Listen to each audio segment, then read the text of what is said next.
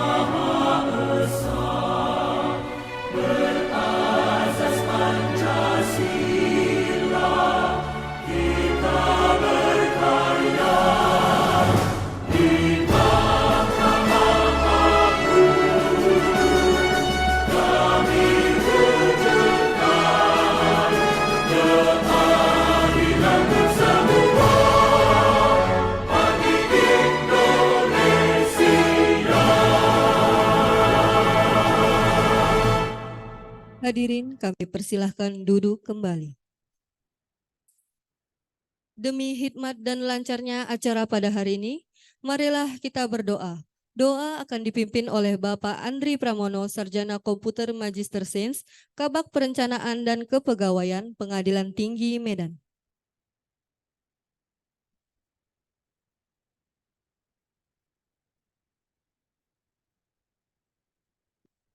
Assalamualaikum warahmatullahi wabarakatuh. Marilah sebelum acara kita mulai, kita berdoa menurut agama dan keyakinan masing-masing. Izinkan saya mandu menurut agama Islam. A'udzubillahi minasyaitonirrajim. Bismillahirrahmanirrahim. Alhamdulillahirabbil alamin wassalatu wassalamu ala asrofil anbiya'i wal mursalin wa ala alihi washabihi ajmain. Ya Allah, Tuhan yang Maha Pengasih dan Maha Penyayang. Pada kesempatan siang hari ini, kami dapat bertemu, baik secara luring maupun daring, dalam acara Pembinaan Teknis dan Administrasi Yudisial Pengadilan Tinggi Medan dan Pengadilan Negeri se-Sumatera Utara. Untuk itu, perkenankanlah kami menyampaikan rasa syukur kehadirat-Mu atas segala rahmat dan karunia yang selalu Engkau curahkan kepada kami. Ya Allah, Tuhan yang Maha Kuasa, jadikanlah pertemuan ini sebagai pertemuan yang Engkau rahmati, dan berikanlah ampunan-Mu dari segala hilaf dan dosa. Ya Allah, Tuhan yang Maha Mengetahui, limpahkanlah kepada kami semua yang hadir ini kekuatan, kemudahan, dan keikhlasan, serta kecerdasan untuk dapat menyerap pengetahuan-pengetahuan yang akan kami terima, dan berilah kami ilmu yang bermanfaat dan kefahaman yang luas selama mengikuti acara ini. Ya Allah, Tuhan Maha Pengampun, ampunilah dosa-dosa kami, dosa orang tua kami, dosa para pemimpin kami, dan dosa para pendahulu kami. Tempatkanlah kami dan mereka semua ke dalam lindungan rahmat dan ampunan-Mu. Ya Allah, terimalah doa kami. Rabbana atina fid dunya hasanah wa fil akhirati hasanah wa qina adzabannar. Subhana rabbika rabbil izzati amma yasifun wa salamun alal mursalin walhamdulillahi rabbil alamin.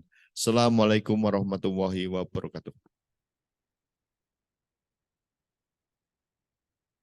Hadirin yang kami hormati, marilah kita simak bersama pemaparan materi dengan topik beban pembuktian terbalik dalam perkara tindak pidana korupsi yang akan dibawakan oleh narasumber kita yang luar biasa, Bapak Made Sutrisna Sarjana Hukum Magister Humaniora, Hakim Tinggi Pengadilan Tinggi Medan, Bapak Jumong Kaselumpan Gaul Sarjana Hukum Magister Hukum, Hakim Tinggi Pengadilan Tinggi Medan selaku moderator, serta Bapak Asrin Sembiring Sarjana Hukum, Panitra Pengganti pada Pengadilan Tinggi Medan selaku notulis.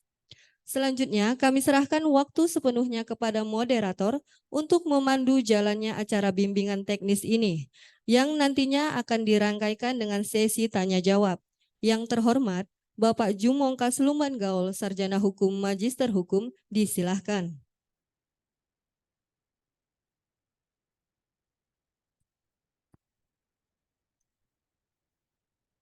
Assalamualaikum warahmatullahi wabarakatuh. Selamat siang dan salam sejahtera untuk kita semua. Yang kami muliakan Bapak Ketua Pengadilan Tinggi Medan, yang kami muliakan Bapak Wakil Ketua Pengadilan Tinggi Medan, yang kami hormati Bapak-Bapak dan Ibu Hakim Tinggi pada Pengadilan Tinggi Medan, baik karir maupun ad hoc, yang kami hormati Bapak, Ibu, Ketua, dan Wakil Ketua Pengadilan Negeri Sewilayah Hukum Pengadilan Tinggi Medan, yang kami hormati para hakim yang ada di Pengadilan Negeri Sewilayah Hukum Pengadilan Tinggi Medan, yang kami hormati juga segenap keluarga besar Pengadilan Tinggi Medan yang mengikuti acara ini, baik secara daring maupun secara luring. Sebagai umat yang beragama, marilah terlebih dahulu kita memanjatkan puji syukur kita kehadirat Tuhan Yang Maha Kuasa, karena nikmat yang diberikan kepada kita, terutama nikmat kesehatan dan juga kesempatan, sehingga kita dapat mengikuti acara pembinaan teknis yang akan disampaikan oleh pemateri atau narasumber untuk berikut ini. Namun sebelum kami melangkah dalam penyajian materi yang akan disampaikan oleh narasumber, terlebih dahulu kami akan membacakan tentang CV daripada narasumber. Nama lengkap Made Sutrisna, Sarjana Hukum, Magister Humaniora. Lahir di Singaraja, Bali, tanggal 22 September tahun 1961. Tamat S1, Sarjana Hukum dari Universitas Atmajaya, Yogyakarta. Kemudian S2 diperoleh dari Universitas Parahyangan, Bandung. Kemudian untuk riwayat pekerjaan, beliau telah melalang buana di berbagai pengadilan negeri, di berbagai provinsi, dan juga di berbagai pulau. Diawali dengan calon hakim di Pengadilan Negeri Bekasi pada tahun 1988 sampai tahun 1992. Kemudian untuk pertama kali diangkat menjadi hakim di Pengadilan Negeri Pelaihari terhitung sejak tahun 1992 sampai dengan 1997. Kemudian dimutasikan menjadi hakim pada Pengadilan Negeri Pontianak pada tahun 1997 hingga tahun 2001. Kemudian dimutasikan menjadi hakim pada Pengadilan Negeri Bandung sejak tahun 2001 hingga tahun 2004. Kemudian dipromosikan untuk menjadi wakil ketua dan kemudian diangkat sebagai ketua pada Pengadilan Negeri Dompu, Nusa Tenggara Barat sejak tahun 2004 hingga tahun 2008. Kemudian dimutasikan dan dipromosikan menjadi wakil ketua dan ketua Pengadilan Negeri Banyuwangi, Jawa Timur sejak tahun 2008 hingga 2012. Kemudian beliau dimutasikan menjadi hakim pada Pengadilan Negeri Jakarta Selatan sejak tahun 2012 hingga tahun 2017. Kemudian diangkat untuk pertama kali menjadi hakim pada Pengadilan Tinggi di Pengadilan Tinggi Riau sejak tahun 2017 hingga tahun 2021. Dan kemudian mutasi menjadi hakim tinggi pada Pengadilan Tinggi Medan sejak tahun 2021 hingga sekarang. Kemudian untuk mempersingkat dan menghemat waktu, beliau akan menyampaikan tentang topik materi, yaitu beban pembuktian terbalik dalam perkara tindak pidana korupsi dan juga dalam perkara tindak pidana pencucian uang. Maka sebelum beliau menyampaikan materi tersebut, terlebih dahulu kita memberi semangat dan kita beri aplaus kepada beliau. Dan selanjutnya kesempatan ini kami berikan kepada pemateri untuk menyampaikannya. Silakan. Terima kasih kepada moderator atas waktu yang disampaikan dan juga atas pembacaan kurikulum vitae dari saya sendiri yang telah dibacakan barusan. Yang kami hormati dan kami muliakan Bapak Ketua Pengadilan Tinggi Medan, yang kami hormati dan kami muliakan Bapak Wakil Ketua Pengadilan Tinggi Medan, yang saya hormati Bapak dan Ibu Hakim Tinggi dan Hakim ad hoc tipikor tingkat banding di Pengadilan Tinggi Medan, kepada para ketua dan anggota Pengadilan Negeri Sewilayah Hukum Pengadilan Tinggi Medan, kepada segenap hakim anggota di seluruh Pengadilan Tinggi Medan, seluruh wilayah hukum Pengadilan Tinggi Medan yang saya hormati, serta seluruh anggota dan keluarga besar Pengadilan Tinggi Medan, serta adik-adik mahasiswa yang magang juga yang kami hormati. Assalamualaikum warahmatullahi wabarakatuh. Selamat siang dan salam sejahtera untuk kita semua. Sebagaimana yang telah ditugaskan oleh Bapak Ketua Pengadilan Tinggi Medan, saya sendiri mendapat giliran untuk membawakan materi yang diberi judul pembuktian terbalik dalam tindak pidana korupsi. Sebetulnya ini saya gilirannya masih cukup panjang sebetulnya. Cuman karena ada beberapa teman-teman yang berhalangan, sehingga saya jadi agak maju sedikit. Tapi ya artinya antara senang dan tidak senang. Senangnya beban saya cepat selesai, tugas saya cepat selesai. Bagaimanapun juga kita sebagai anggota di Pengadilan Tinggi ini mendapat tugas harus kita pertanggungjawabkan. Yang tidak senangnya ya jadi agak sedikit kelabakan juga ngatur waktunya. Sehingga apa yang saya sampaikan nanti mungkin kurang komprehensif, kurang mendalam. Ya, kami harapkanlah bapak-bapak, rekan-rekan kami yang berpengalaman di bidang tipikor terutama untuk bisa memberikan tanggapan atau jawaban jika nanti ada pertanyaan-pertanyaan yang berkenaan dengan praktik dalam penanganan perkara korupsi. Sebagaimana judul yang diberikan atau ditugaskan kepada saya pada kesempatan hari ini adalah mengenai pembuktian terbalik dalam tindak pidana korupsi.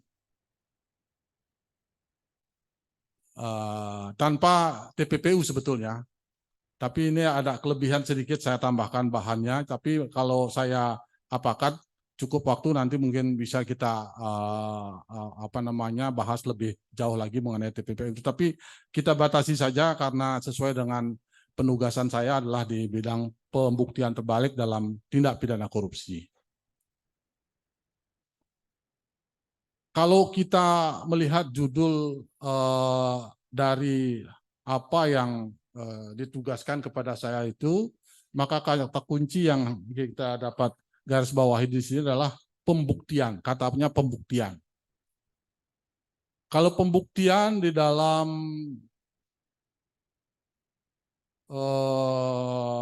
tugas kita sehari-hari sebagai hakim itu tentu bukan hal yang artinya hal yang asing gitu. Karena memang itulah tugas kita. Tapi untuk sedikit penyegaran, mungkin ada rekan-rekan atau adik-adik yang ingin secara lebih detail mengetahui tentang apa sih pembuktian itu. Nah, sedikit saya dulu ilustrasikan mengenai pembuktian secara teori dan secara historisnya. Secara historis, teori pembuktian ini pernah dikenal ada 3 atau dikenal dengan ada 3 teori pembuktian. Yang pertama adalah teori tentang sistem pembuktian menurut undang-undang secara positif. Sistem pembuktian secara positif di sini hanya alat-alat bukti yang disebutkan secara limitatif di dalam undang-undang sajalah yang dapat dipakai untuk menentukan salah tidaknya dari seorang terdakwa. Nah, terus kemudian berkembang di situ menjadi ada yang namanya disebut teori pembuktian menurut keyakinan hakim. Nah, dalam teori ini keyakinan hakimlah yang menentukan bahwa seorang terdakwa dapat dipersalahkan bahwa dia telah melakukan suatu tindak pidana. Namun keyakinan di sini bukanlah keyakinan yang sembrono, artinya keyakinan yang membabi buta dari seorang hakim, tetapi keyakinan di sini haruslah didukung oleh alasan-alasan atau alasan-alasan yang memadai lah, atau reasoning yang reasonable, gitulah istilahnya. Jadi keyakinan hakim yang betul-betul didukung oleh alasan-alasan yang masuk akal. Tidak boleh si hakim itu menentukan salah tidaknya seseorang itu dengan keyakinannya sendiri tanpa ada alasan, terutama alasan-alasan hukum. Nah, kemudian baru yang terakhir yang pada akhirnya kita menganutnya sampai dengan sekarang adalah sistem pembuktian menurut undang-undang secara negatif atau negatif Wetterlek Bewijs teori. Nah, teori inilah yang dianut sampai sekarang di praktek peradilan di Indonesia. Teori ini menyatakan bahwa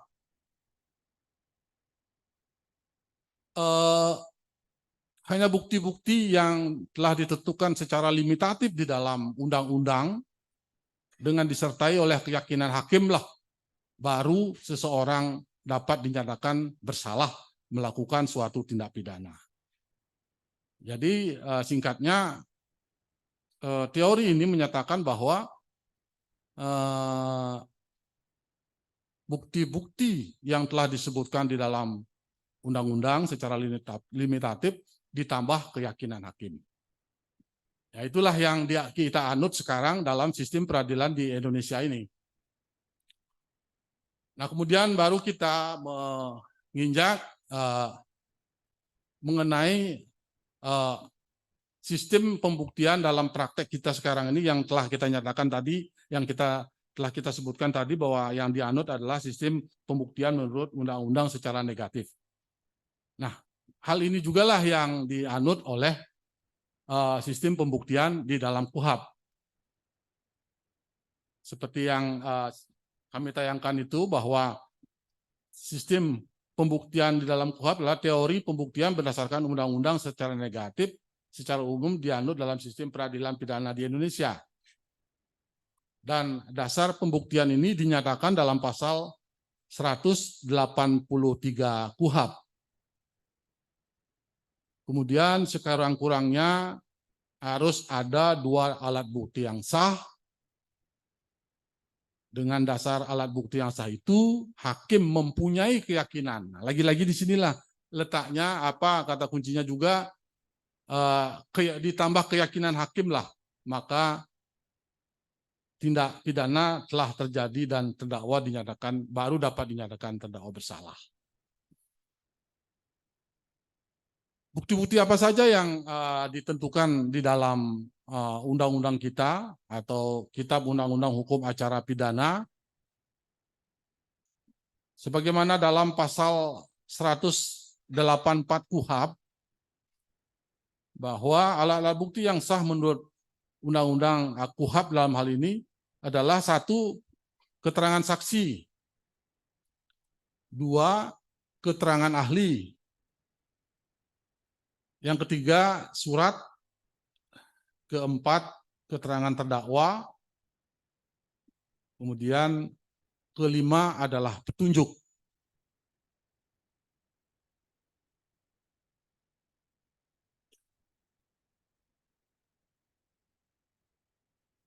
Terdakwa nomor 5 ya, agak kembali itu terdakwa terakhir, makanya saya perlu tambahkan apa sebabnya di KUHP itu menempatkan keterangan terdakwa sebagai urutan dalam urutan bukti yang terakhir, karena KUHP kita adalah menjunjung tinggi hak asasi manusia, sehingga keterangan terdakwa lah ditempatkan sebagai bukti yang terakhir.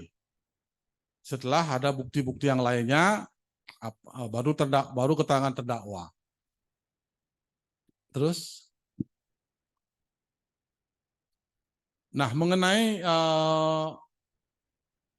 pembuktian secara umum seperti yang disebutkan dalam 184 tadi, itu tentu telah merupakan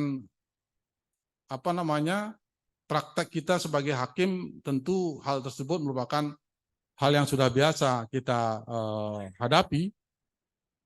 Namun belakangan dengan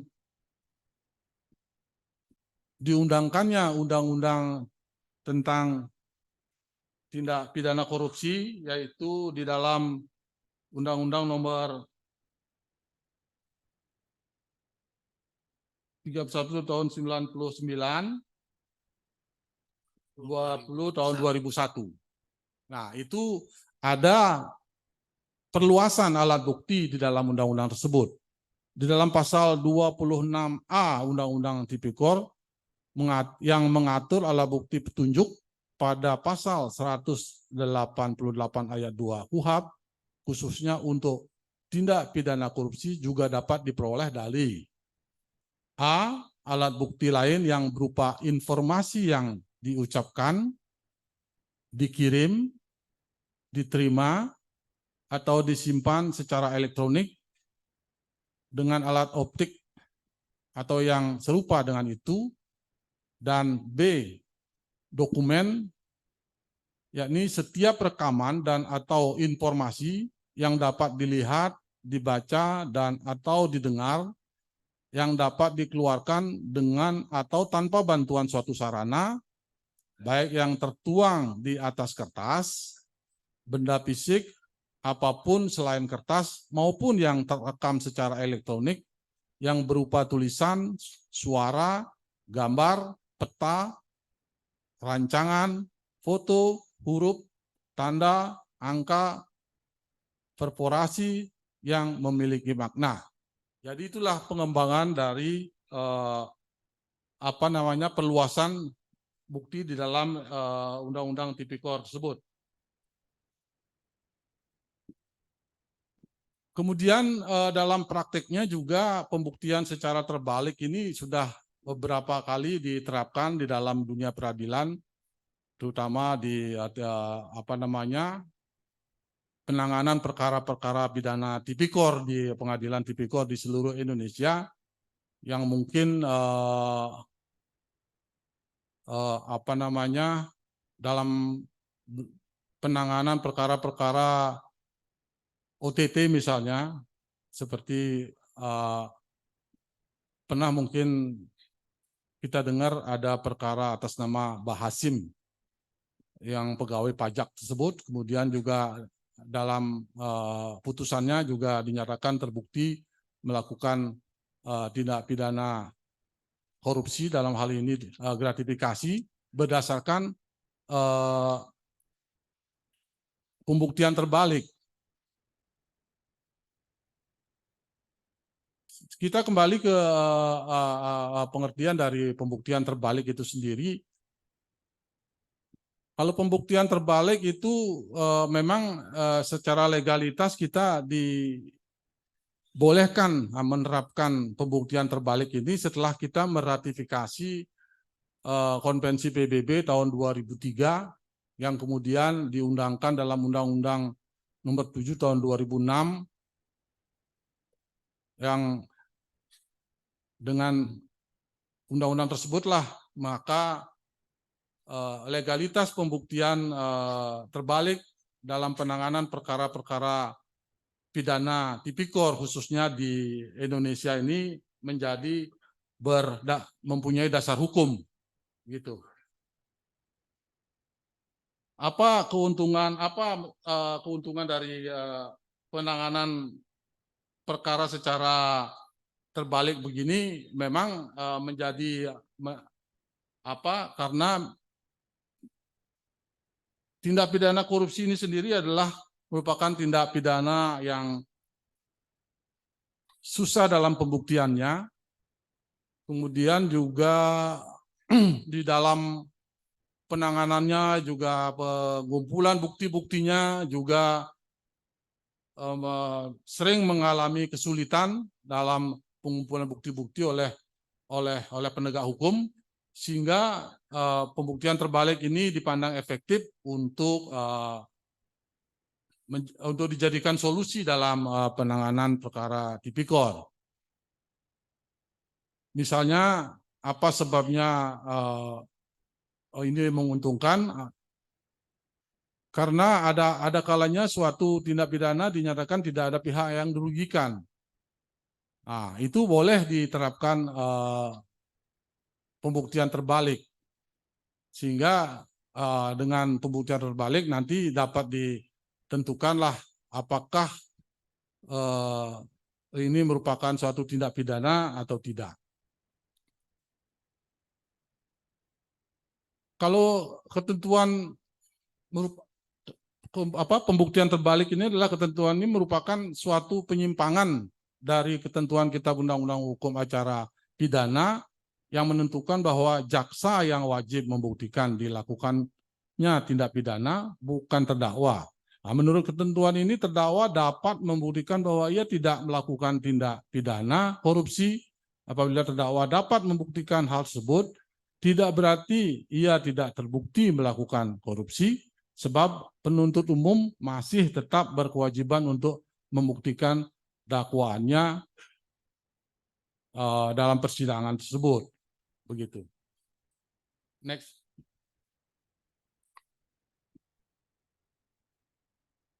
Jadi penjelasannya dari apa yang disampaikan tersebut adalah bahwa terdapat dalam penjelasan pasal 37 Undang-Undang Tipikor menjelaskan bahwa dalam pasal 32 ayat 1, pasal ini sebagai konsekuensi berimbang atas penerapan pembuktian terbalik terhadap terdakwa. Terdakwa tetap memerlukan perlindungan hukum yang berimbang atas pelanggaran hak-hak yang mendasar yang berkaitan dengan asas praduga tak bersalah atau presumption of innocence dan menyalahkan diri sendiri atau non-self-incrimination.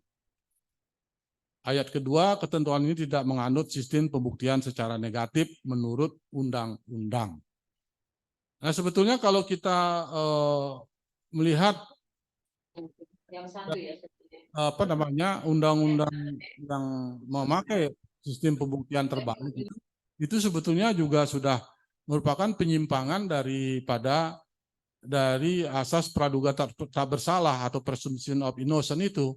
Karena dengan pembuktian terbalik, seorang tersangka atau terdakwa sudah dinyatakan bersalah terlebih dahulu oleh sistem itu sebelum dia diberikan namun dia diberikan kesempatan untuk membuktikan bahwa dia tidak bersalah, begitu. Jadi ini merupakan semacam penyimpangan daripada asas praduga tidak bersalah. Namun dalam praktiknya memang masih mengalami kesulitan di dalam pembuktian terbalik di dalam perkara-perkara real di pengadilan. Tetapi dalam praktiknya juga ada beberapa mungkin kita lihat kasus yang dengan sendirinya seseorang itu nanti akan diberikan kesempatan untuk membuktikan bahwa dirinya tidak bersalah sepanjang itu bisa dibuktikan, seperti misalnya beberapa kasus yang menimpa di media massa mungkin sudah kita lihat, misalnya ada berawal dari anak pejabat pajak, kemudian melakukan suatu tindak pidana, akhirnya merembet ke orang tuanya. Nah, itu juga di dalam persidangan juga dia berusaha membela diri dengan mengatakan bahwa dia mempunyai warisan lah, orang tuanya sebagai pengusaha. Ya, itu silakan saja dibuktikan di persidangan. Namun semua itu nanti akan hakim akan mengambil kesimpulan apakah pembelaan terdakwa di awal yang ingin membuktikan dirinya tidak bersalah dapat diterima apa tidak, atau dapat dibuktikan atau tidak. Itulah hakim nanti yang akan menyimpulkan bahwa akhir dari bahasan saya ini, saya ingin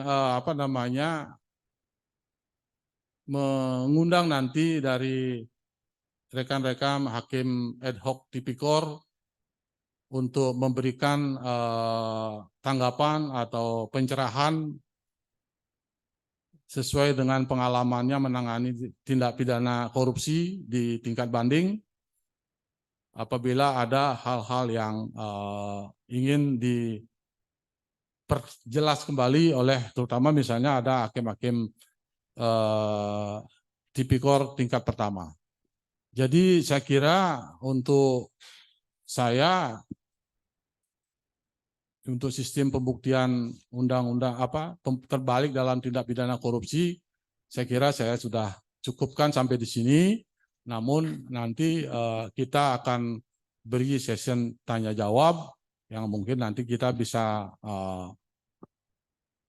tanggapi secara bersama-sama lah oleh kita semua. Terima kasih. Cukup sekian dari saya. Ya, kita berikan aplaus dulu kepada narasumber kita yang telah memberikan pemaparan tentang pembuktian terbalik, khususnya dalam tindak pidana korupsi. Yang intinya adalah beliau menyampaikan tadi bahwa pembuktian terbalik ini merupakan penyimpangan dari sistem yang dianut sebelumnya dalam KUHP. Di mana dalam KUHP itu wajib membuktikan adalah jaksa yang menyusun dakwaan.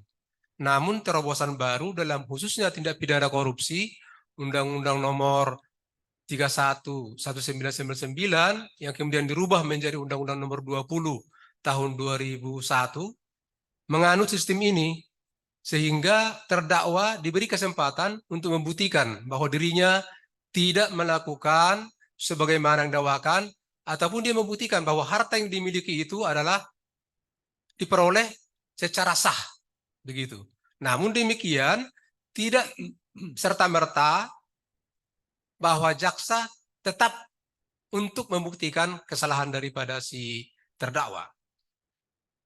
Untuk berikutnya kita melangkah ke sesi tanya jawab. Kami berikan kesempatan kepada Bapak Ibu, terkhusus kepada Bapak Ibu yang ada di Pengadilan Negeri Sewilayah Hukum Pengadilan Tinggi Medan. Untuk itu kami berikan kesempatan dapat menyebutkan nama dan dari PN mana. Silakan.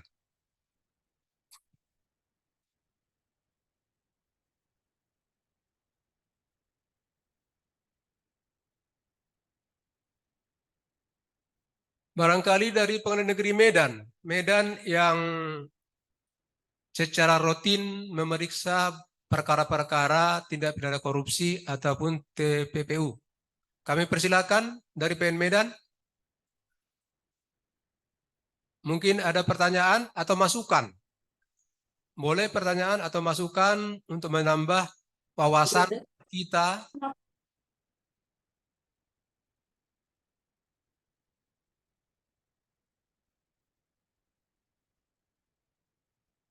PN Medan, ada pertanyaan?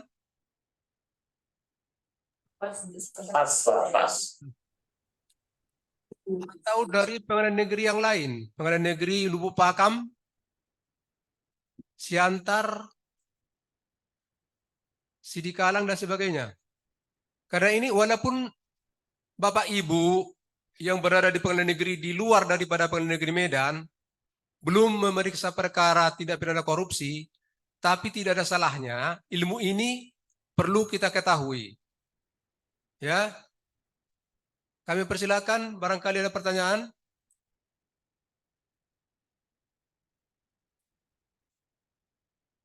Dari Pak Sormin. Ya, kami persilakan. Kami persilakan Bapak Longser Sormin, Hakim Tinggi pada Pengadilan Tinggi Medan. Kami persilakan, Pak.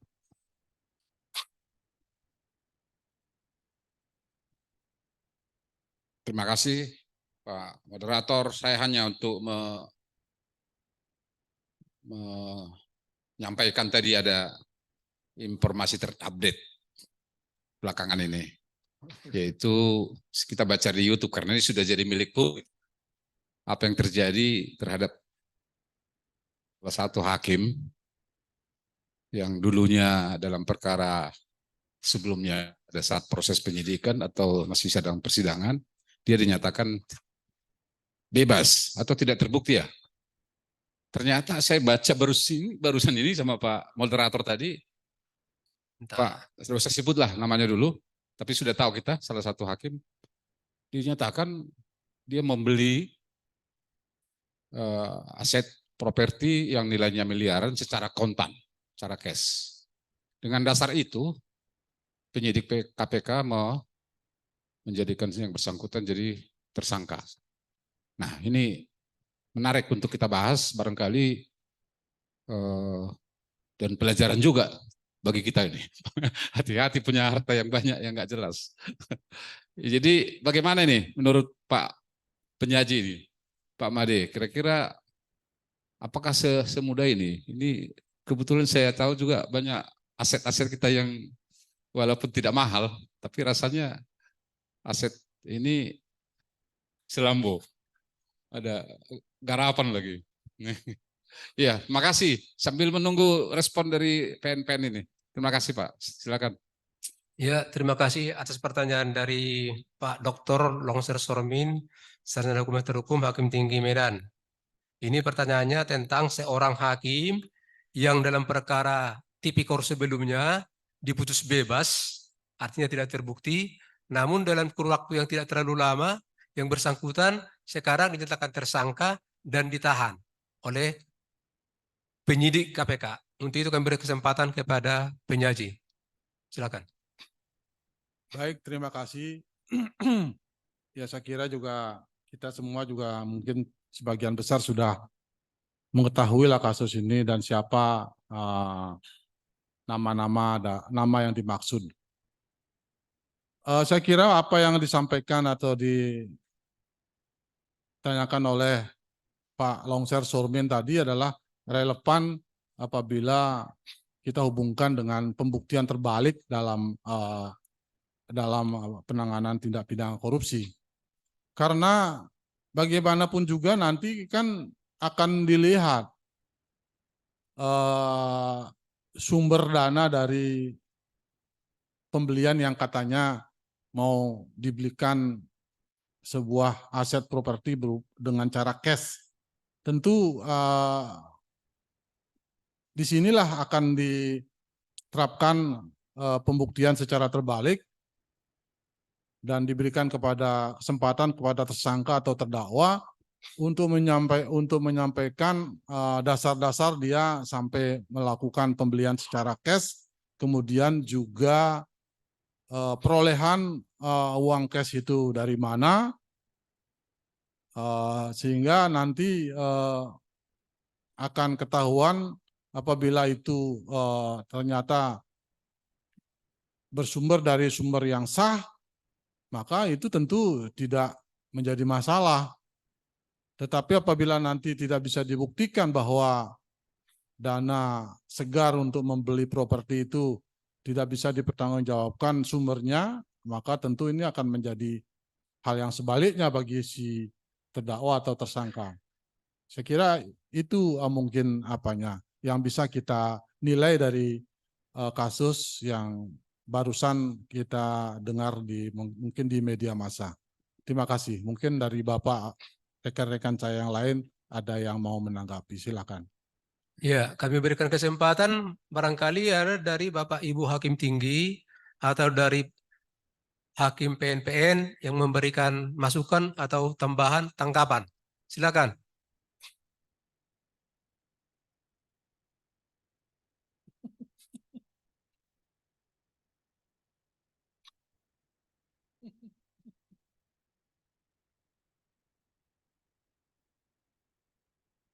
Ya, kita sampaikan sekali lagi untuk Bapak Ibu para KPN, WKPN, dan juga para hakim pada pengadilan negeri, apakah ada pertanyaan ataupun masukan atas materi yang telah dipaparkan oleh narasumber. Kami persilakan, kami berikan waktu.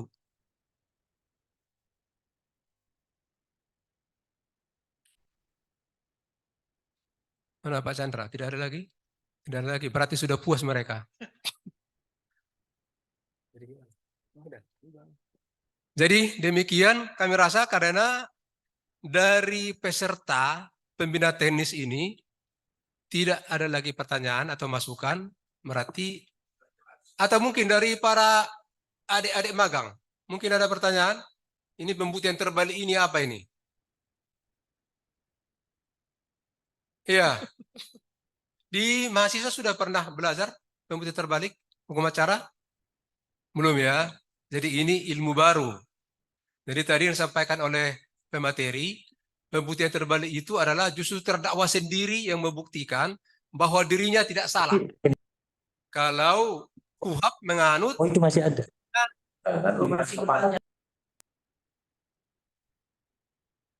sistemnya. Boleh izin bertanya, Pak? PN Medan, silakan Pak. Izin bertanya PN Medan. Nama. Ya, terima kasih dari Ibnu Khalid, ad hoc tipikor.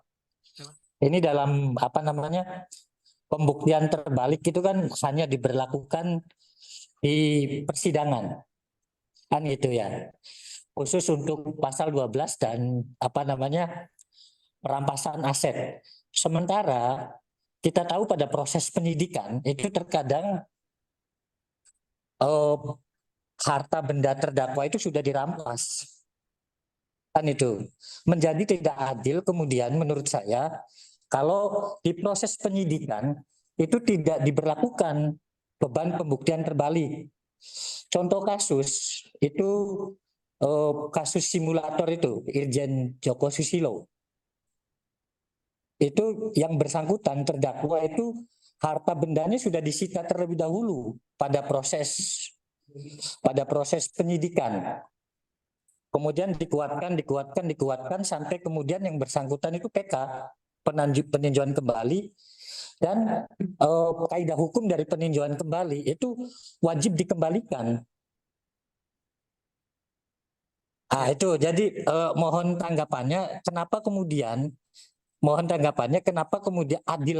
adilkah kalau kemudian pembuktian terbalik ini diterapkan hanya pada proses persidangan. Sementara pada proses penyidikan kok tidak diterapkan. Kalau seperti itu kan bisa melanggar hak asasi, jelas merugikan terdakwa. Mohon tanggapannya, pencerahannya dari pemateri. Terima kasih. Ya, terima kasih untuk Pengadilan Negeri Medan. Siapa tadi namanya, Pak? Nama yang bertanya tadi? Ibnu Khalid. Ibnu ya, Pak Ibnu. Yo. Terima kasih, Pak. Jadi dari PN Medan atas nama Pak Ibnu mengajukan pertanyaan bahwa sistem pembuktian terbalik itu hanya dilaksanakan dalam proses persidangan. Sementara dalam proses penyidikan tidak dilakukan. Ini tentu akan melanggar hak-hak daripada terdakwa ataupun tersangka. Untuk itu kesempatan kami berikan kepada Bapak narasumber. Silakan, Pak. Terima kasih. Jadi memang dalam pembuktian terbalik itu memang pada intinya berpusat kepada pembuktian di persidangan nanti. Makanya di dalam persidangan itulah kesempatan seluas-luasnya kepada terdakwa untuk membuktikan bahwa apa yang diperolehnya itu adalah perolehan yang sah. Adapun adanya anggapan nanti itu seperti yang disampaikan, ilustrasi yang disampaikan oleh Pak Ibnu tadi itu melanggar hak asasi, ya memang juga di dalam pembuktian terbalik ini ya juga memang mengandung sedikit-sedikit semacam pelanggaran juga memang, karena memang dibalikkan dari asas praduga tak bersalah menjadi asas praduga bersalah dulu gitu, nanti sampai di persidangan dibuktikan begitu. Jadi itulah Makanya silahkan nanti apapun yang terjadi di dalam penyidikan atau penuntutan, nah nanti silahkan dibuktikan di persidangan. Jadi itulah sebetulnya makna daripada pembuktian terbalik ini. Begitu. Terima kasih. Ya, demikian yang disampaikan oleh narasumber. Barangkali mungkin dari para Bapak, Ibu Hakim Tinggi, ada yang menambahkan atas pertanyaan yang disampaikan oleh rekan kita, Hakim Pengadilan Negeri Medan. Ya, silakan Pak. Ini akan ditambahkan oleh Bapak Mion Ginting, Sarjana Hukum, Magister Hukum, Hakim Tinggi pada Pengadilan Tinggi Medan. Silakan Pak. Terima kasih Pak, kesempatan yang diberikan. Bahwa suatu adagium menyatakan, siapa menyatakan sesuatu, maka dia harus membuktikan. Di dalam KUHP memang sudah diatur tentang alat-alat bukti sebagaimana disebut dalam pasal 184. Yaitu sebagaimana diuraikan tadi, itulah alat-alat bukti. Namun sekarang ini pertanyaan dari Bapak dari Hakim Pengadilan Negeri Medan, kenapa ketika di tingkat penyidikan tidak dilakukan pembuktian terbalik? Kenapa hanya di depan persidangan? Menurut alur pikirnya yang dibuat oleh pembuat undang-undang tersebut, kenapa di pihak kepenyidikan tidak dilakukan? Kalau di tingkat penyidikan sudah diberikan kesempatan dan melakukan pembuktian terbalik, di mana ketika itu masih disebut sebagai tersangka, sudah bisa membuktikan bahwa itu sah apa yang dia miliki, bukan merupakan penyuapan dan bukan merupakan gratifikasi, tentu tidak jadi perkara ke pengadilan. Sehingga pada tingkat di pengadilan lah dia itu didakwakan melakukan tindak pidana gratifikasi atau penyuapan. Dan disinilah dia membuktikan bahwa itu bukan dari harta yang berasal dari kejahatan atau korupsi. Sehingga di tingkat penyidikan tidak dilakukan pembuktian secara terbalik. Itu yang dapat kami tambahkan. Mungkin Pak Baslin, terima kasih. Ya, terima kasih. Kami sampaikan kepada Bapak Mion Ginting, Hakim Tinggi Pengadilan Tinggi Medan. Namun mungkin saya tambahkan sedikit, mungkin pembuat undang-undang berpikir bahwa pembuktian yang terbuka untuk umum itu ada di persidangan. Kalau di tingkat penyidikan, itu kan hanya penyidik sama orang yang disidik, ataupun paling-paling penasihat hukumnya. Tidak diketahui oleh umum. Namun kalau pembuktian terbalik, yang dilakukan dalam proses persidangan, yang dalam sidang terbuka untuk umum, bisa terpantau ataupun bisa dilihat dan dicermati oleh umum ataupun orang yang mendengar, melihat yang ikut dalam persidangan itu. Mungkin itu sebagai tambahan sedikit. Itu tanggapan dari atas pertanyaan dari Bapak Ibnu, Hakim Pengadilan Negeri Medan. Mudah-mudahan Bapak bisa berterima atas jawaban-jawaban yang diberikan oleh narasumber dan juga oleh Bapak-Bapak Hakim Tinggi yang menyampaikan tanggapannya. Kemudian kami beri kesempatan lagi, apakah masih ada pertanyaan?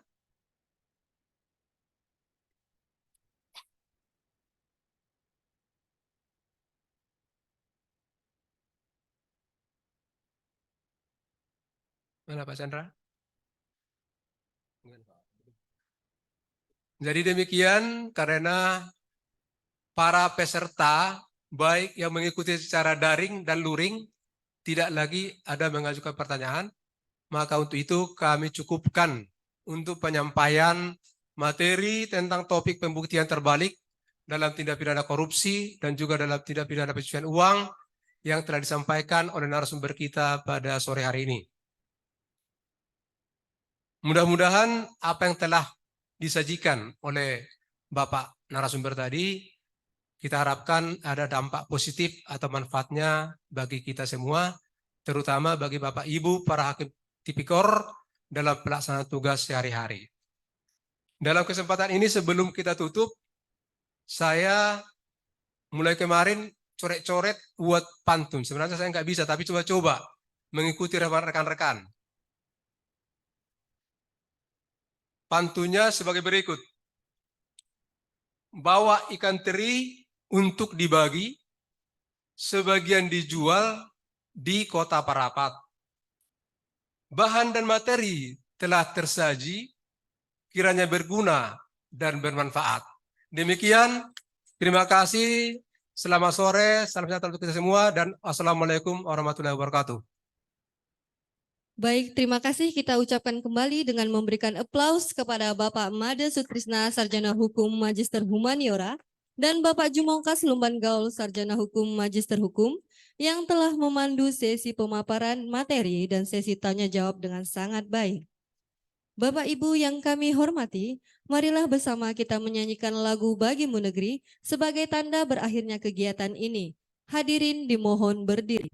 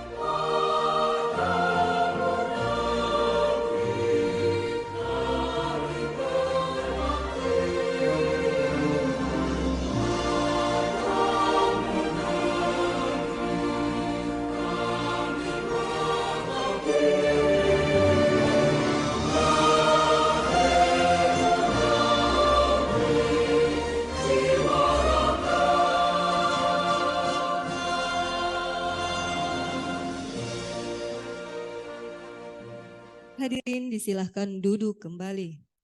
Hadirin yang kami hormati, dengan telah selesai dinyanyikan lagu Bagimu Negeri, maka berakhirlah acara pembinaan teknis dan administrasi yudisial Pengadilan Tinggi Medan dan Pengadilan Negeri Sewilayah Hukum Pengadilan Tinggi Medan pada hari ini. Kami mengucapkan terima kasih telah mengikuti seluruh rangkaian acara hingga acara ini selesai. Saya Ayu selaku pembawa acara pamit undur diri. Wabillahi taufik wal hidayah. Wassalamualaikum warahmatullahi wabarakatuh.